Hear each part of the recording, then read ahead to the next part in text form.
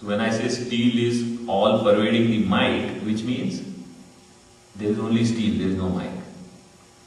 Plastic is all pervading the belt, which means there is only plastic and no belt. Cotton is all pervading kurta, means there is only cotton and no kurta. And God is all pervading the world, which means what? There is no world. Wow. This is what our scriptures want to teach us. Why do we not recognize it as a second line? Because our mind is impure. And because we did not think in this way. What we did in last 10 minutes, that we never thought. Somebody had a question? Yeah, can you say that God is unperceived? Yeah, you can say that. He is unmanifest, unperceivable, or imperceptible. I was thinking, like, if you say that God is everywhere, every person, everything in the world is condensed to God, as a form of God, then why does everyone have their own way or different things? Like, everyone is different than each other. That is the second line. That's the second line. So pay attention to the second line. Ajnanenavrto drstah. Because that God is as though covered in our understanding by ignorance, not knowing. We proved that, right? What we are seeing is cotton, but we refer to it as kurta. Why? Because nobody pointed that thing out to us yet. So when somebody points it out and it registers, well, then we will not forget. Let us say there is a person who has a ring. One ring is copper ring and another is golden ring. And this person, let's say, loses both rings, means misplaced somewhere in the house. What is his first concern going to be? Which ring he is going to look for first? Gold. Why? Both are rings only. But he doesn't see them only as rings. He knows what this is made up of, gold, and the other is made up of copper. So his attention is not only on the form, on the essence, the substance. Right? So we do know when we should pay attention to substance. Unfortunately, we are not able to pay it everywhere. That is where we lose sight.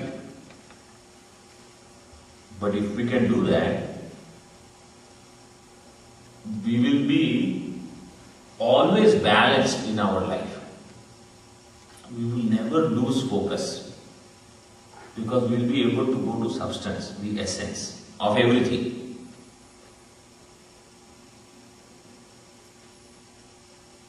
And whenever we have confusion, understand we lost the essence, we got stuck to something else.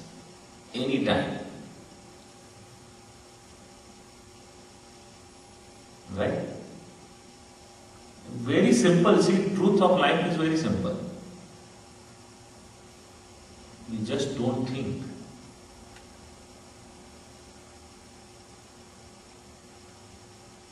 So why that God is not available to us everywhere? Ajnanenavrto. Because that God is too covered in our own understanding. Tathaiva, and also manomalaih, by the impurities of mind.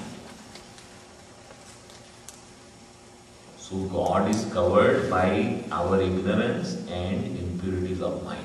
Therefore, we should put forth effort to remove that impurity. Then I can discover that God right here. And what is the nature of God?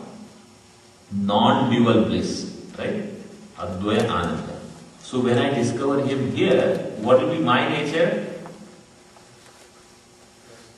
Non-dual bliss. What is my problem right now?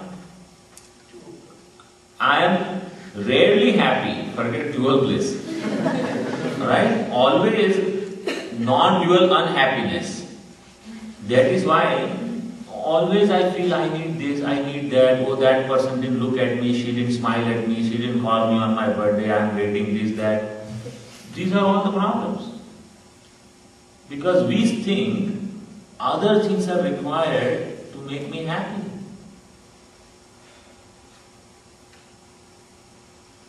When I recognize that me, I am the source of happiness. Where is the problem? Nothing can disturb us then. We don't have to run after things. In fact, for such Mahatmas, things come to them. That is what we see in Mahatmas' lives.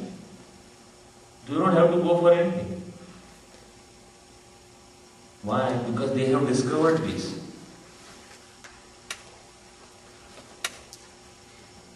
So to the extent we can discover this inner bliss, we will be joyous and we will be able to make people around us also joyous.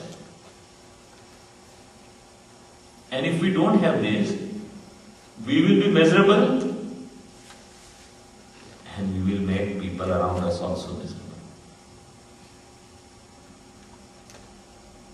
That is why we are going to attempt to see what is this impurity, how it can be removed, what changes I can bring in my life. Okay? The first stanza, you reflect on this.